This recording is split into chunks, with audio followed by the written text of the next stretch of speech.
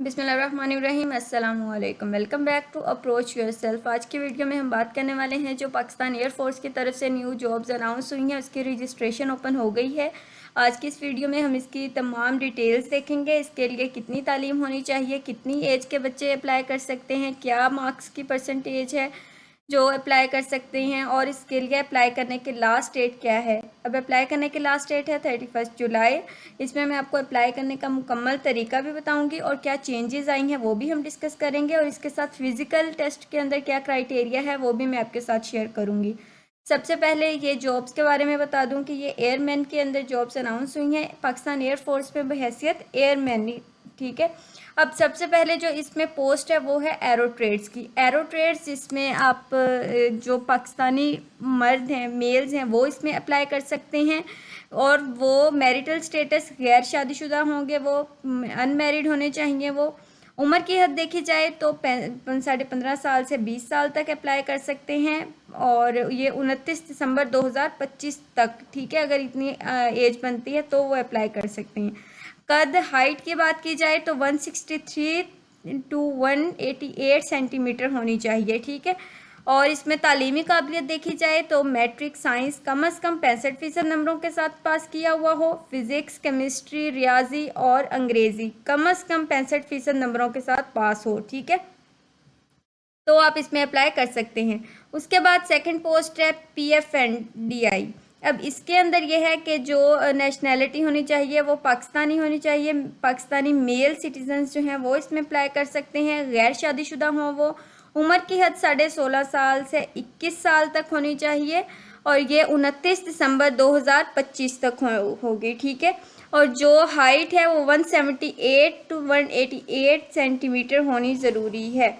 अगर इसमें आई साइड की बात की जाए तो 6/6 होनी चाहिए, और तालीमी काबिलियत देखी जाए तो मैट्रिक साइंस कम अज़ कम 65% नंबरों के साथ पास किया हुआ हो, फिज़िक्स, केमिस्ट्री और रियाजी कम अज़ कम 60% नंबर्स के साथ हो, और अंग्रेज़ी में कम अज़ कम आपके 65% नंबर होने ज़रूरी हैं, ठीक है। अगर हम एरो ट्रेड्स की मैं आपको आई साइट की बात करूं तो इसमें यह है कि उन्होंने आई साइट मेंशन नहीं की हुई, लेकिन आप इसमें अगर आपकी आई साइट थोड़ी सी वीक भी है तो भी आप एरो ट्रेड्स में अप्लाई कर सकते हैं। PFNDI के अंदर वही बच्चा अप्लाई कर सकता है जिसकी 6/6 आई साइट है। उसके बाद है सिक्योरिटी। सिक्योरिटी के अंदर कौमियत आपकी पाकिस्तानी मर्द हजरात इसमें अप्लाई कर सकते हैं, गैर शादीशुदा होने चाहिए, उम्र की हद 17.5 साल से 21 साल होनी चाहिए। आपकी जो हाइट होगी वो 175 से 188 सेंटीमीटर तक, नज़र इसमें भी 6/6 है। और तालीमी काबिलियत देखी जाए मैट्रिक साइंस के साथ हो, कम अज़ कम 65% नंबरों के साथ पास किया हुआ हो, अंग्रेज़ी में आपके कम अज़ कम 60% नंबर हों, तो आप इसमें अप्लाई कर सकते हैं। उसके बाद है जी MTD के अंदर पाकिस्तानी मर्द अप्लाई कर सकते हैं, और इसके साथ गैर शादीशुदा होने चाहिए। वो उम्र की हद 17.5 साल से 21 साल होगी, और इसके साथ ये है कि LTV या HTV का लाइसेंस रखने वाले हजरात के लिए है कि अगर उनकी जो एज है वो 18 से 23 साल हो। कद की बात की जाए 168 टू 188 सेंटीमीटर होनी चाहिए, नज़र 6/6 हो। तालीमी काबिलियत देखी जाए तो मैट्रिक साइंस कम अज़ कम 65% नंबरों के साथ पास किया हुआ हो, अंग्रेज़ी में कम अज़ कम 65% नंबर हो, फिज़िक्स, केमिस्ट्री और रियाजी कम अज़ कम 60% नंबर्स वाले कर सकते हैं। यानी कि आपके फिज़िक्स, केमिस्ट्री और मैथ के अंदर 60% मार्क्स होने ज़रूरी हैं, और इंग्लिश के अंदर 65% मार्क्स होने ज़रूरी हैं, और ओवरऑल आपके मैट्रिक में भी 65% मार्क्स होना ज़रूरी हैं, तो आप इसमें अप्लाई कर सकते हैं। उसके बाद है जी फायर फाइटर का। इसके अंदर अगर देखे जाएं तो इसमें जो लोग अप्लाई कर सकते हैं उनकी जो ऊपर है एज, हाइट और आई साइट, ये सारी चीज़ें वही हैं जो MTD की थी। और जो तालीमी काबिलियत देखें तो मैट्रिक साइंस कम अज़ कम 65% नंबरों के साथ हो, फिज़िक्स, केमिस्ट्री, रियाजी, अंग्रेज़ी इसमें कम अज़ कम आपके 60% नंबरों के साथ पास किया हुआ हो। फायर फाइटर्स के लिए ये है कि LTV और HTV लाइसेंस को तरजीह दी जाएगी, यानी अगर आपका ये नहीं है ना अप्लाई, फिर भी आप कर सकते हैं, अगर ये आपका है तो उनको प्रेफर किया जाएगा। उसके बाद है जी मेडिकल असिस्टेंट। ये इसके अंदर एक पोस्ट जो है वो ऐड हुई है जिसमें पाकिस्तानी मर्द इसमें अप्लाई कर सकते हैं। उम्र की हद देखी जाए तो 16.5 साल से 20 साल तक अप्लाई कर सकते हैं। कद 163 टू 188 सेंटीमीटर होना चाहिए, नज़र 6/6 हो, तभी आप इसमें अप्लाई करने के लिए अहल होंगे। तालीमी काबिलियत अगर मैं आपको बताऊं तो इसमें मैट्रिक साइंस कम से कम 70% नंबरों के साथ पास किया हुआ हो, बायोलॉजी के अंदर आपके 60-70% नंबर हों, फिजिक्स केमिस्ट्री और अंग्रेज़ी कम से कम 65% नंबरों के साथ पास किया हो, तो आप इसमें अप्लाई कर सकते हैं। ठीक है, और उसके बाद ये नीचे उन्होंने क्राइटेरिया बताया हुआ है अपने खैबर पख्तूनख्वा वालों के लिए, फाटा गिलगित बल्तिस्तान बलूचिस्तान वालों के लिए, तो इसको आप रीड कर लीजिएगा।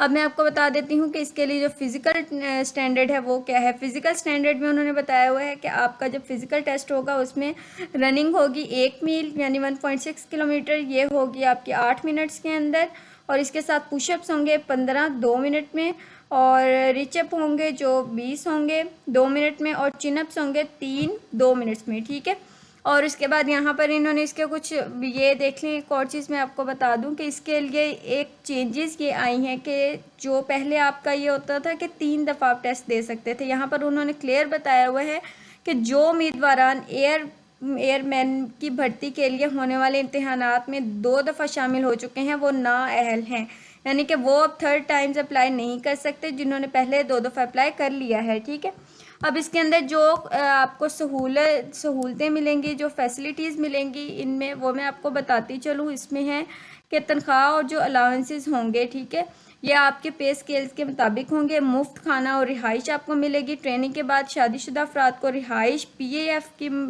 तरफ से पॉलिसी के तहत दी जाएगी।